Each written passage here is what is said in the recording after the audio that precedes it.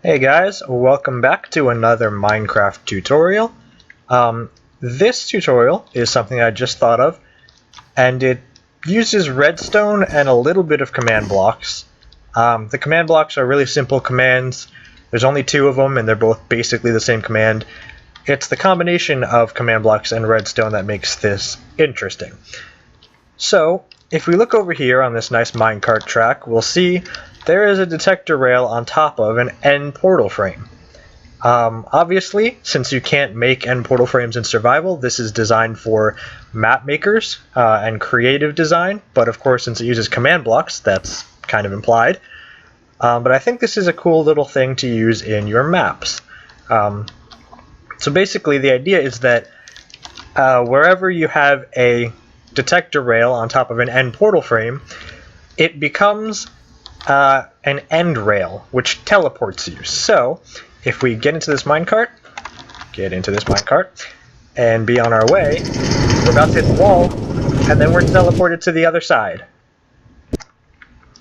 If we hit it again, come back here, and the same thing happens the other way. So yeah, obviously you can use this to get into secret areas. You could have some loot on this side, or, whatever you wanted to do with it. I think it's just kind of cool. And of course, in this case, I'm just teleporting through a wall. You can teleport anywhere you want them to because that is the flexibility of a command block. So yeah. So one thing to note, well, actually two notes. One small note is that if I were in survival mode and I teleported through a wall, if you listen closely, yeah, well, I guess you don't have to listen, you can see that. I do get hurt. Yeah. In survival mode, if you teleport through a wall, you do take a half a heart of damage. But then again, you take a half a heart of damage from using an ender pearl too, so it makes actually a lot of sense. So, and if you teleport somewhere that's not through a wall, you won't take the damage, so depending on your map, you may or may not even have to worry about that. But yeah. So the interesting note here that I was going to mention before is, if you'll notice, it doesn't just teleport you the same place. As I was coming around this way, I got teleported that way. As I was coming around this way, I got teleported that way. Which obviously is just because there's two command blocks. However, imagine if I didn't have any redstone and I just used the command block to teleport the player. And if I came here, the player would get teleported here, run over this rail, and then immediately get teleported back. And they'd end up going back and forth forever. So it does need a little redstone to basically detect which direction you're coming from, so that if you're coming from right to left, you get teleported here, but if you're coming from left to right on this side, it won't teleport you. So, this is how we do it. And in this tutorial, I'm going to sort of rebuild the concept above ground, but I'll show you what it is below ground. So, yeah. This, let me show the command block. This is all the redstone. And on the other side, it's exactly the same. I just built it on this side so that it didn't interfere with the redstone signal here. But it's exactly the same. So basically, this little circuit here is a directional circuit. So if you come from right to left, it'll turn this on first, and not this, so that'll give it a pulse into this command block and trigger it, which obviously is just a teleport. Minecart writable is the internal name for regular minecarts. So we teleport the nearest minecart writable 4 blocks in the negative x direction, which is that way. However, if we come from the other way, then we activate this first, and then this. And this right here will go into this repeater, and then into this repeater, and turn off this comparator, because this comparator is in subtractive mode. So it basically subtracts 15 and turns it off. So that when you hit this, and then hit this, even though this will turn on this repeater, it will go through this comparator and get subtracted out, and no signal will get through, so it won't teleport you and you continue on the rail. This part is just a pulse extender, so it's just two comparators that lead into each other with a little bit of redstone dust, so that every time it comes around here, the signal gets 2 weaker. or actually I guess 1 weaker and then 1 on this side, so 2 weaker per cycle, and it fades out. That just sort of extends the pulse from this, so that it makes sure that by the time you get to this one, this pulse is still going and blocking the signal. Without that, sometimes, depending on how fast you're moving, it would actually turn this off by the time you get to here and then allow this signal through, which you don't want. So just a little bit of signal extension there. Alright, so here's how you do it. So basically, and I'm not going to, you know what, I will. So we're going to take this, and this, and this, and this, and this. And we're going to need some redstone, comparators, repeaters, and command blocks. And that's all you need. So, what you do is you want to put a detector rail on top of a regular block. Then you want to... Wow, sorry about that. I would edit this out, but I'm not in the mood for editing. But yeah, so detector rail on top of a block, and then you've got your redstone block to power a powered rail in between to keep the cart moving. And then you want to put your end portal, or whatever you're using, to signify an ender rail.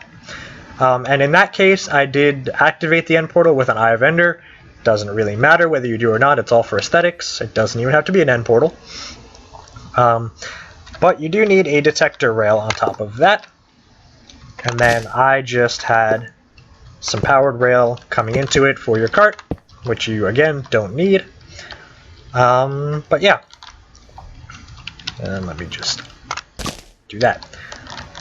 Okay, so now we get into the redstone now that we have all the detection set up. You want to come down here. Oops. Whoops. Not intended to do that. Okay. And then you want to leave a space between the block the detector rail is on and the ground. And that's where you put your redstone. So when a cart goes over the detector rail, it's going to power that redstone. Right?